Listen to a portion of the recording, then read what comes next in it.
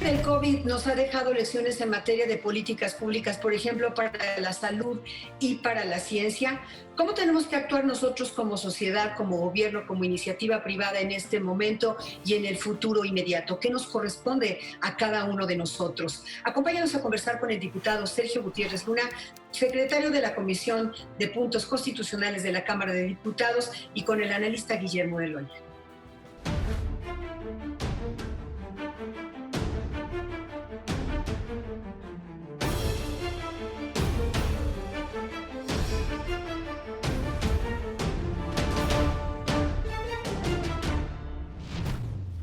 Bienvenido, diputado Sergio Gutiérrez Luna. Guillermo de Loya, bienvenido.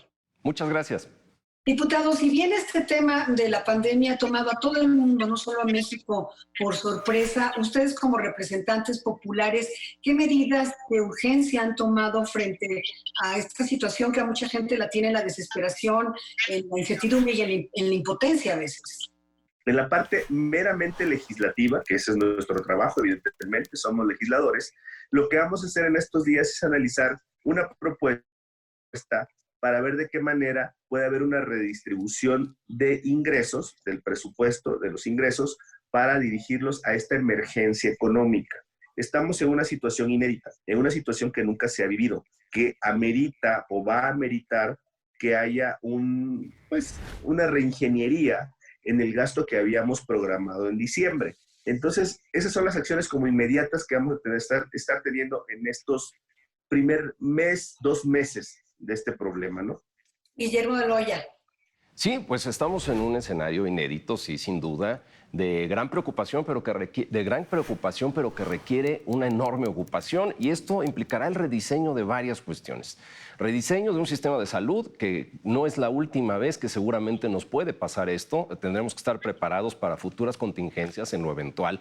El rediseño de los procesos económicos, más que la parte de los ingresos y los egresos del propio Estado, creo que es una situación más compleja.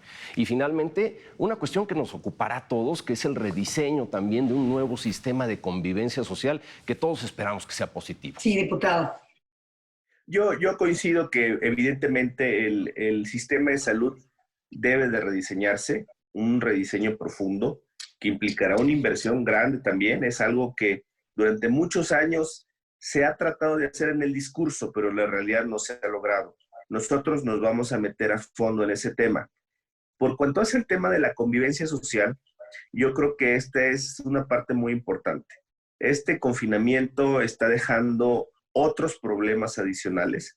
Estamos hablando del problema de salud, luego del problema económico, pero también un problema personal o de convivencia social. El factor, por ejemplo, de la violencia intrafamiliar está incrementándose de manera bastante alarmante.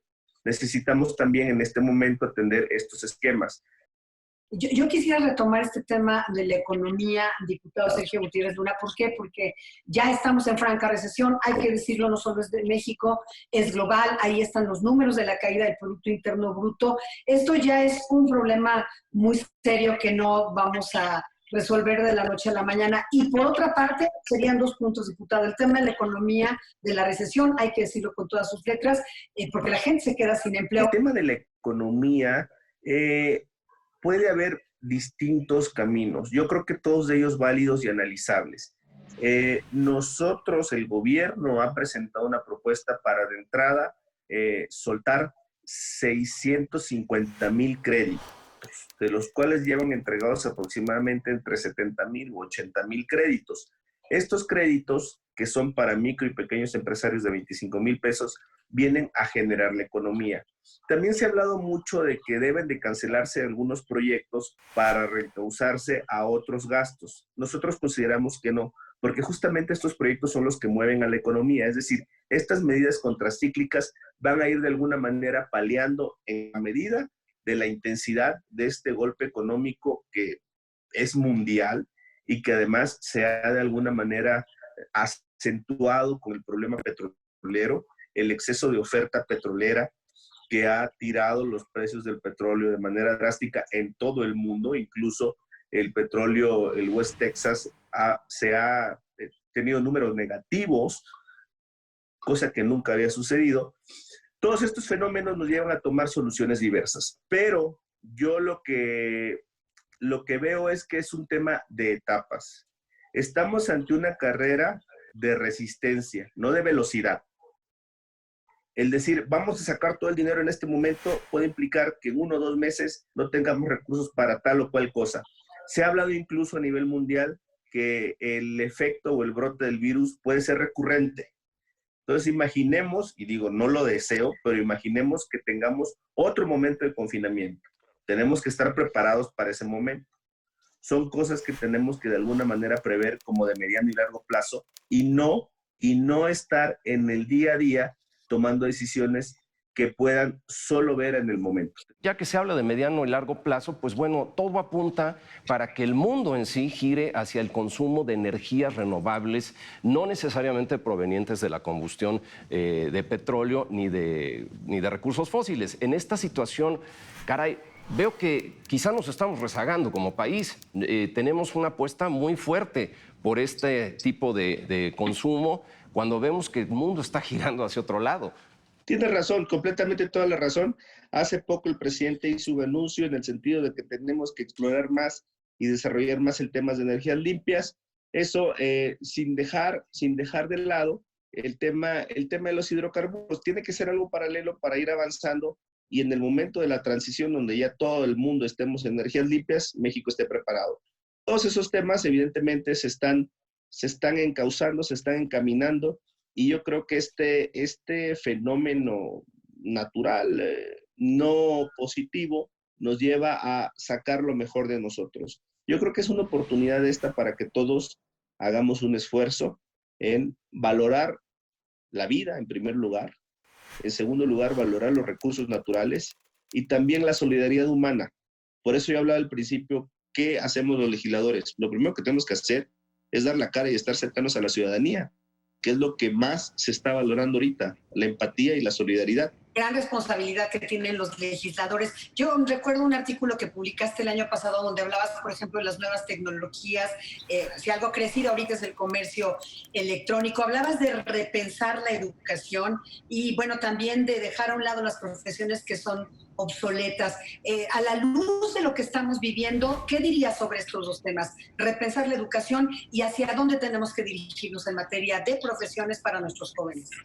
Sí, hay muchos estudios que hablan del futuro próximo, muy próximo, que deviene de la robotización y de la inteligencia artificial, de la manera en que algunas profesiones van a quedar obsoletas y que van de alguna forma a ya no servir y ser funcionales como lo son. Yo mismo soy abogado y se habla ya de muchos softwares que ya pueden hacer trabajo jurídico de demandas, incluso se habla de softwares que ya pueden juzgar jueces electrónicos. ¿Qué necesitamos de hacer? Pues adaptar primero la realidad de la educación en México, como se debería de adaptar en todo el mundo, para estar preparados ante esta inminente ola. Esto viene acorde con lo que estamos mencionando de energías limpias y de nuevas tecnologías y de la nueva tecnología informática, sobre todo en este tema. Yo creo que este punto de inflexión que nos da esta enfermedad, que incluso ha generado una investigación científica bastante importante para encontrar una vacuna o una cura. Más dinero en la ciencia, por ejemplo, que pues... Más dinero en ciencia y en investigación, sin duda alguna. Más dinero en ciencia y en investigación. Es el futuro. Claro, Guillermo Eloya. Y sin embargo, parece que lo que correspondió, digamos, ya hablando en el pasado, a la asignación de recursos para estos temas que ahora probablemente nos arrepintamos de no habernos asignado debida y oportunamente, pues son cuestiones que son inversiones hacia futuro donde pueden ocurrir nuevas situaciones como la que estamos viviendo actualmente los mexicanos. Muy bien. Diputado Sergio Gutiérrez Luna, muchas gracias por haber estado con nosotros. Gracias por la invitación. Un gusto. Muchas gracias. Guillermo, de esta conversación con el diputado, a mí me gustaría rescatar este asunto del rediseño. Yo creo que en el mundo hoy van a pensar rediseñar sus sistemas de salud pública, pero en México apenas tuvimos un aumento de 0.18%, fue muy poquito lo que se le dio. Yo creo que esto va a obligar a repensar al Ejecutivo, al Legislativo, en fin, a todo mundo a que se le debe dar más dinero, por ejemplo, al sector salud, pero también a la ciencia. Pues es que estamos en un momento refundacional, Estela. Esto será una cuestión que seguramente será recordada, por supuesto, en la historia. Vendrá una generación total, renovada, que pues por allá de 2038 va a estar cumpliendo la mayoría de edad, que además, pues bueno, esto va a ser una situación con una explosión demográfica que deviene de la propia pandemia muy interesante. Habrá que medir los números adelante. Pero sí, cuando se quiere avanzar en calidad humana en cualquier sociedad, cuando se quiere avanzar en nivel educativo, en nivel de conocimiento, pues por supuesto que se le invierte a la tecnología, que se le invierte a la ciencia, que se le invierte a la cultura y que se le invierte a la educación.